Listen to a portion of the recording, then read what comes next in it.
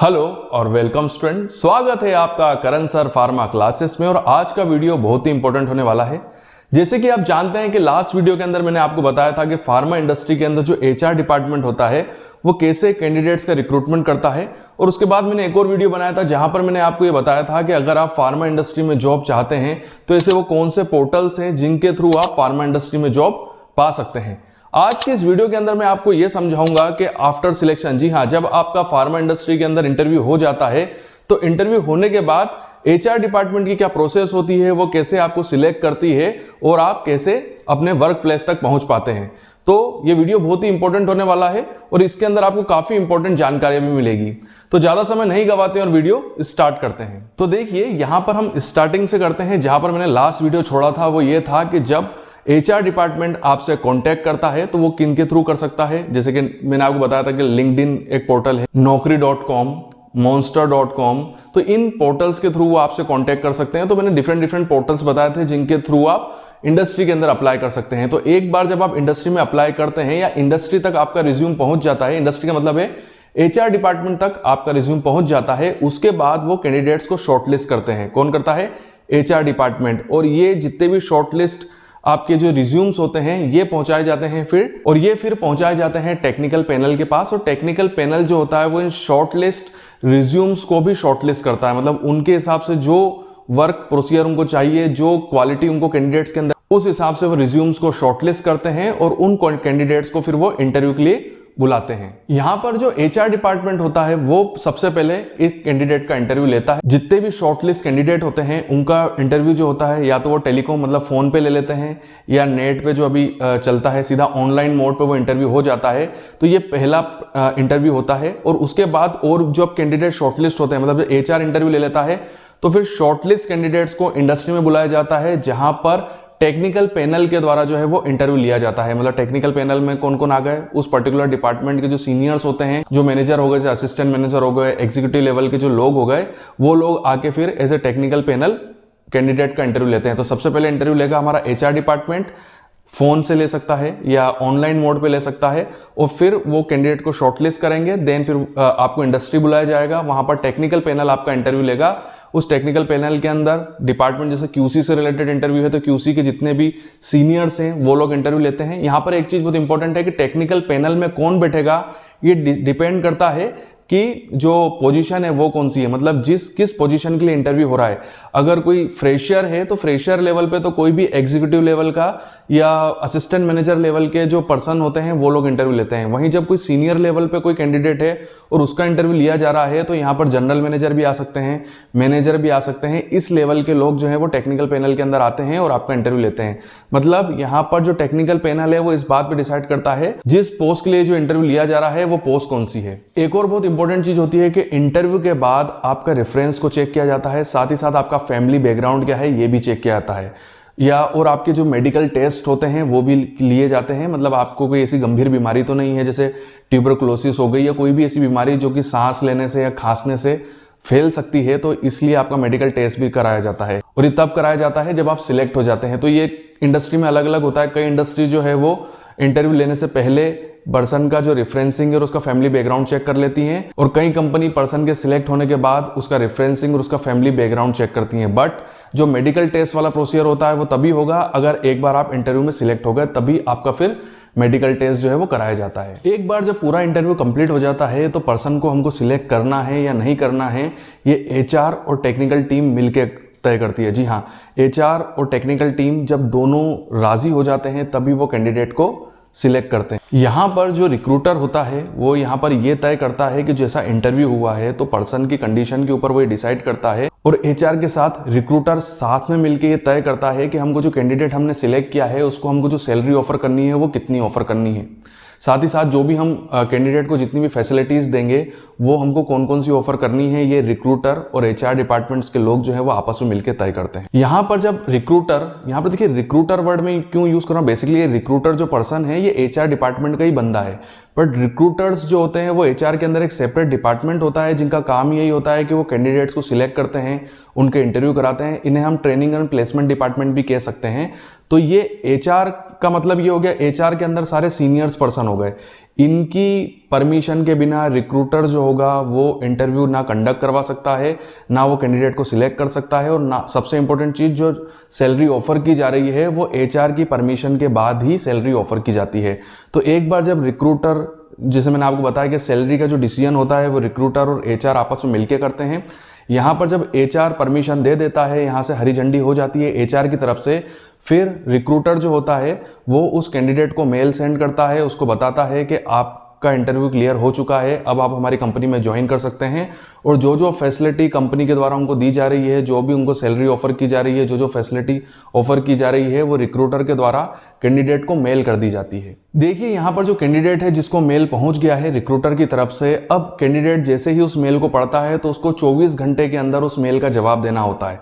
But अगर किसी भी कारणवश कोई भी कारण हो सकता है, या तो उसको मेल ना मिले, या जो ऑफर जो है वो कैंडिडेट को दी गई है अगर वो उस ऑफर को ठुकरा दिया है, मतलब जो सैलरी उसको ऑफर की गई है वो उस सैलरी पर उसको काम ना करना हो, या उसको कोई एक्स्ट्रा फैसिलिटीज चाहिए हो, तो देखिए जैसे कि मैंने आपको बताया कि 24 घंटे के अंदर अंदर उस मेल का उसको जवाब देना है। बट अगर ये जवाब नहीं आता है तो जो रिक्रूटर होगा उसको 72 घंटे तक वेट करना है, और 72 घंटे के बाद फिर उसको कैंडिडेट के साथ कॉन्टैक्ट करना होता है और उससे पूछना होता है कि सर हमने आपको मेल किया था, क्या वो आपको मेल मिला कि नहीं मिला, और अगर मिल गया है तो आपने फिर वापस फॉरवर्ड क्यों नहीं करा, मतलब आपने अपना जवाब क्यों नहीं दिया। तो ये चीज फिर रिक्रूटर जो है वो कैंडिडेट्स के साथ बात करता है, और फिर रिक्रूटर ही जो होता है वो कैंडिडेट को बताता है कि सर अगर आपको ये जॉब नहीं करनी है या आपको ऑफर पसंद नहीं है तो प्लीज मेल के थ्रू हमको बता दीजिए, या तो फिर अगर आपको सैलरी कम लग रही है या जो भी परेशानी आ रही है वो भी आप हमको मेल के थ्रू इन्फॉर्म कर सकते हैं। तो फिर हम वो मेल जो है वो हम अपने एचआर तक पहुंचाएंगे, और आपकी बात फिर हम एचआर से करेंगे कि सर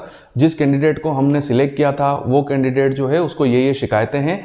तो फिर जो एचआर जो डिसीजन लेगा फिर वो चीज़ फिर हम आपको कन्वे कर देंगे। यहाँ पर एग्जाम्पल के लिए हम मान लेते हैं कि कैंडिडेट ने जो रिक्रूटर के द्वारा जो मेल भेजा गया था उसको स्वीकार नहीं किया है, और उसको ना सैलरी पसंद आ रही है, ना उसको जो फैसिलिटी दी जा रही है वो भी पसंद नहीं आ रही है। वो वापस उस मेल को फॉरवर्ड कर देता है रिक्रूटर को और अपनी परेशानियां सारी बता देता है कि सर मुझे इन चीज़ों में दिक्कत है, प्लीज़ इसको सॉर्ट आउट कीजिए। तो ये सारी चीज़ें रिक्रूटर किसके पास लेके जाएगा, एचआर के पास लेके जाएगा। एचआर के साथ वो डिस्कस करेगा, अगर एचआर इन सभी चीज़ों से सहमत हो जाता है तो फिर वो वापस से मेल करेगा कैंडिडेट को और बताएगा कि सर आपने जो जो डिमांड रखी थी वो पूरी हो गई है। बट अगर एचआर को ऐसा लगता है कि इस कैंडिडेट ने जो जो डिमांड बोली है ये बाउंड्रीज से हमारे बाहर है और हम इसको अलाउ नहीं कर सकते हैं, तो रिक्रूटर फिर उस कैंडिडेट को एक और मेल सेंड करेगा और बोलेगा कि हमने आपका आपने जो हमसे डिमांड रखी थी वो हम पूरी नहीं कर पा रहे हैं और हम इसको कैंसिल करते हैं। मतलब उस कैंडिडेट को फिर फ्री कर दिया जाएगा और फिर दूसरे कैंडिडेट की तलाश स्टार्ट हो जाएगी। यहाँ पर एक बहुत इंपॉर्टेंट चीज़ है कि यहाँ पर पूरी साइकिल के अंदर, यानी मैंने जो पूरी प्रोसेस बताई है, यहाँ पर रिक्रूटर का बहुत ही इंपॉर्टेंट रोल होता है। कैंडिडेट का जब एक बार इंटरव्यू हो जाता है और वो सिलेक्ट हो जाता है तो ये रिक्रूटर की जिम्मेदारी है कि वो कंटिन्यूसली कैंडिडेट्स के कांटेक्ट में रहे वाया मेल के थ्रू। देखिए यहाँ पर मेल के थ्रू ही रखा जाता है, फ़ोन कॉल तो बिल्कुल एंड में किया जाता है अगर मेल का जवाब ना आए। बट ज़्यादातर जितनी भी एक बोल सकता हूँ कि जितनी भी कन्वर्सेशन होती है यहाँ पर वो वाया मेल के थ्रू ही होती है। तो देखिए ये बात तो हो गई एचआर से रिलेटेड के एचआर जो होता है वो कैंडिडेट के साथ कैसे कांटेक्ट करता है जब एक बार कैंडिडेट जो है वो इंटरव्यू क्लियर कर लेता है।